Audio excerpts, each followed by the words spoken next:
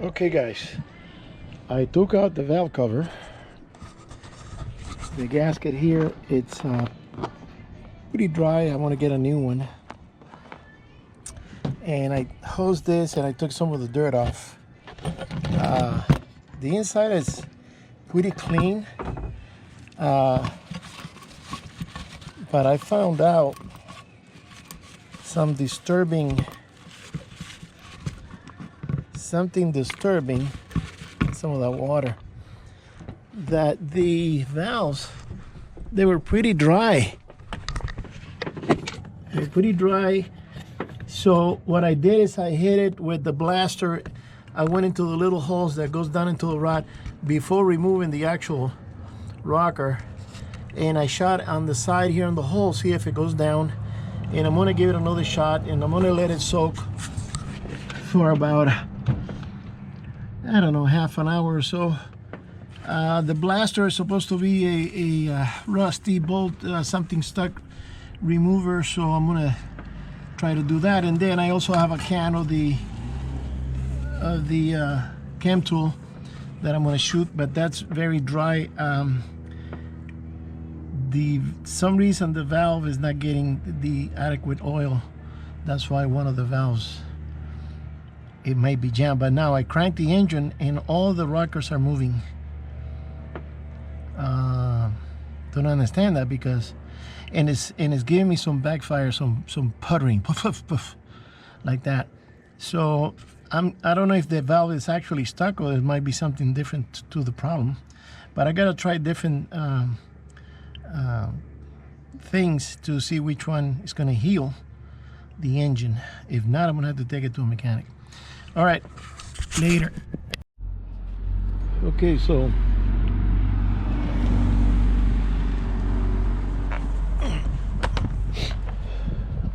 I'm gonna let it soak for half an hour, and I'm gonna crank it. I have the coils connected, so I can crank it and run it with the valve cover open. And I want to see if there's any oil coming up because it looked pretty dry in there.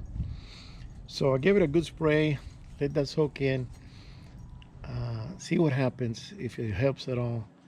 I'm gonna empty that can, and also and then the next thing will be remove two, I think it was number 4, but I'm gonna remove the number 4 and the next one, which one is it, the number 3, I guess,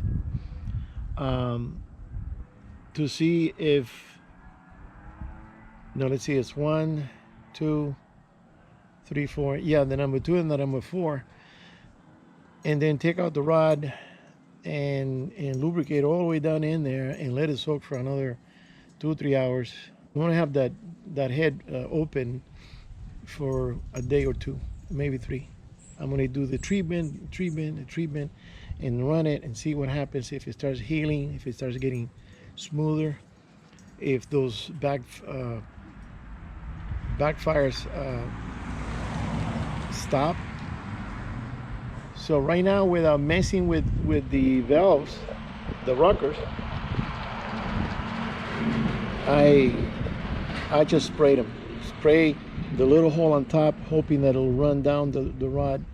It'll be just a few drops probably because the hole is a lot smaller than the little spout on the spray. But we'll see. In the meantime, I want to sit here and smoke one of my last and very dry H. Upmann Vintage Cameroon. And Papa's kicking back with me. There's a nice breeze, it's a warm day. So I decided today to start working on that.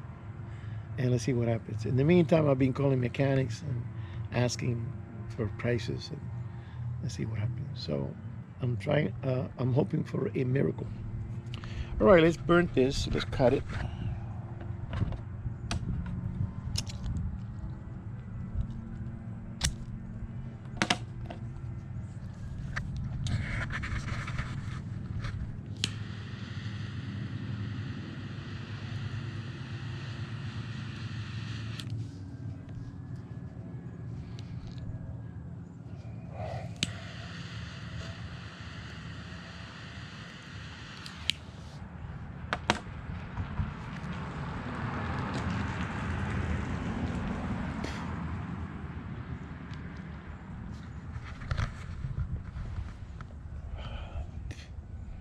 Yeah, so I'm trying to save some money because there's a lot of big expenditures coming up.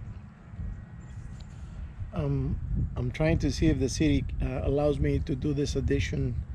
Well, we're having a problem with the setbacks in the rear, and they said they were going to have a meeting and talk about it. They're making a big deal. I'm only asking for a difference of 3 feet, um, and no 4 feet because they want 15. I can't give them 15. I'm asking for 11. If they can give me the 11 setback, then I can do the addition. I already have the design done. I already figured out the roof. Everything is done, and then I'll do the engineering later. But cannot move ahead until the city says okay. And the house is situated in an area they call it is classified as a garden community or something. I don't know what that means. I never heard of that before in construction. So what I think it means is they only allow a certain amount of square footage to be. I think they said 55%, and I don't have 55%. I can go bigger. The question is how much bigger. So let's see what they say. So if they give me the okay, then I can go ahead with the plans, run them through, and then get a contractor and get the ball rolling on the works, and that's going to cost some money. That's why I'm trying to save some money with the truck.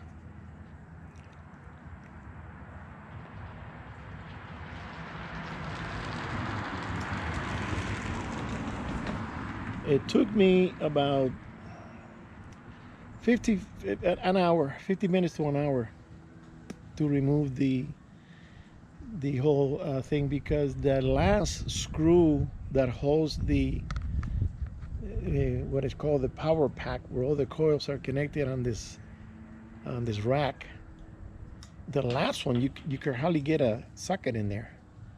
I had to do basically with a hand pliers, put a socket. I couldn't get the wrench on top because of the angle of the firewall, so I had to get in there and kind of do this by hand. And Jesus Christ!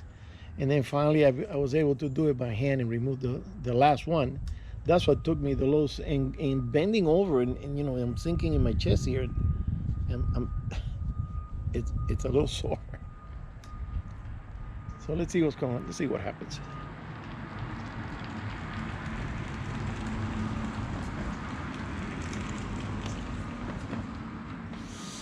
All right, I want to smoke a cigar. I don't have much to say today.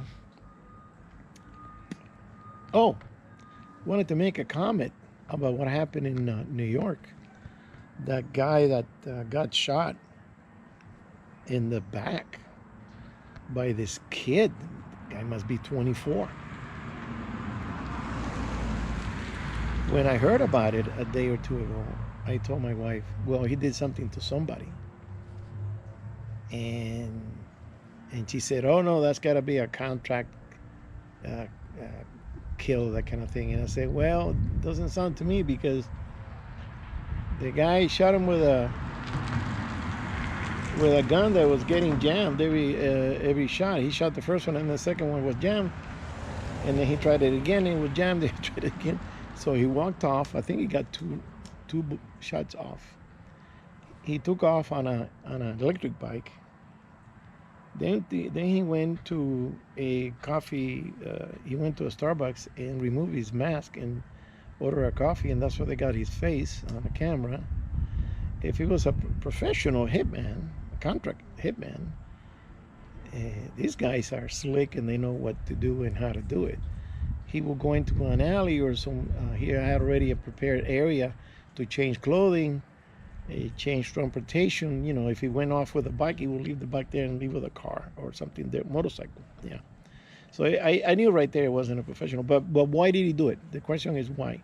So then I saw a video of this guy that he had an estimate of all the health insurance companies, and they have the percentages of all the rejections on claims.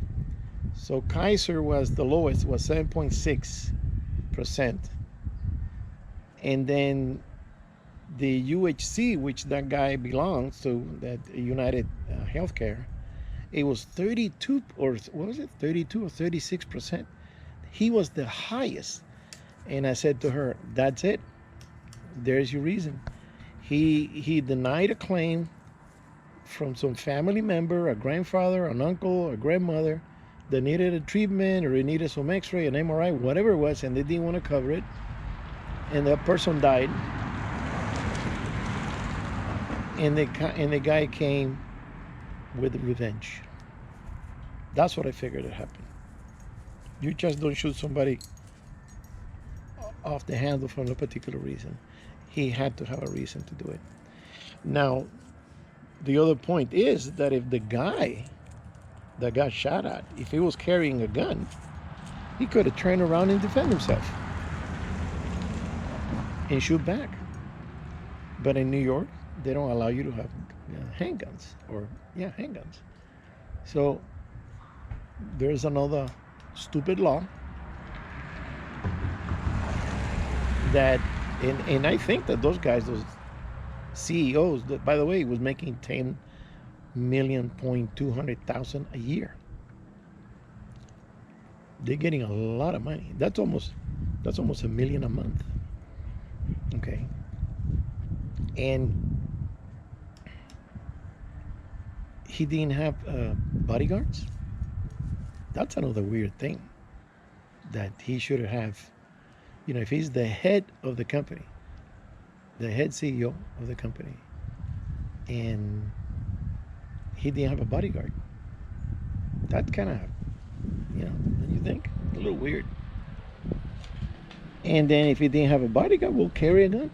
Somebody shoots you, you still have enough energy to turn around. They shot him with a 22. 22 is going to kill you, but not right away. It's not like a 45 that's going to explode inside of you. You're dead before you hit the ground. But if you got hit with a 22, you turn around and you can go pop, pop, pop and shoot back and possibly kill the guy that's trying to kill you.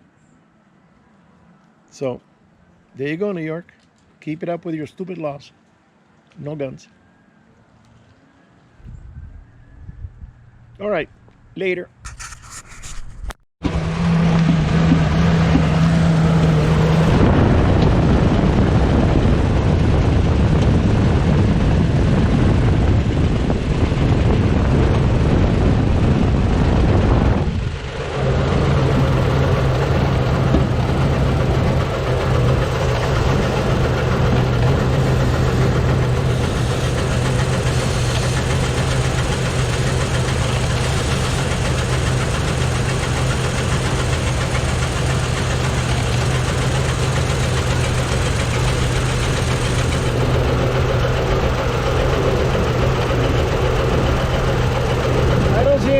Coming up. Only this one has oil. That one, this is dry. This one has oil. This has got a little bit.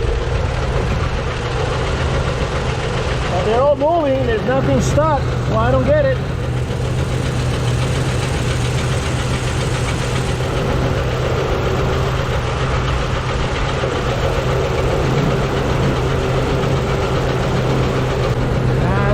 Could be. It sounds internal. Maybe it's the cam. Oh my god. Well, it's cooling out a little bit, but not doing well.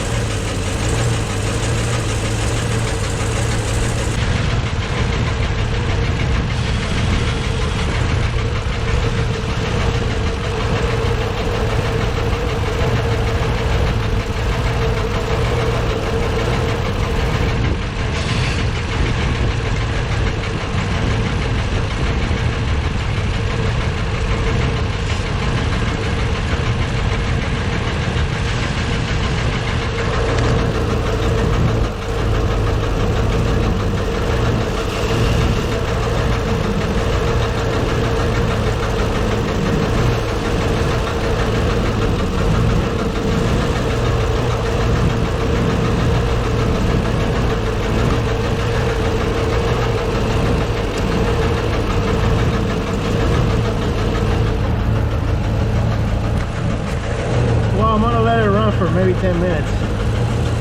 I don't really want to take off the rocker, not just yet. Yeah, there's some oil coming up now. I don't think it's enough though, but we'll see. Maybe I should shoot it with the chem tool. See if that helps it along. Well, I want to let it soak. I'm going to spray it again and shut it down. Let it soak overnight. And I said, let me see if I can put the gasket back on. So I did it. Came all the way around. It fits good, but then when it gets here, I got leftover. So this is all stretched. I need to get a new one. See if AutoZone has it or O'Reilly's. So that's it for now. All right, guys. Later. Okay, so I put everything away, and I soaked it with the Gemcool, with a carburetor cleaner, Chem Tool spray, and let it soak until tomorrow.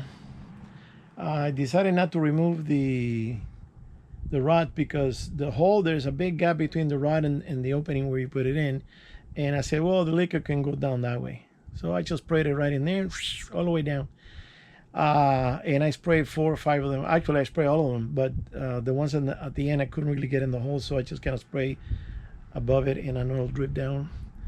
But I'm beginning to think now that it's not the valve, because the valves are moving.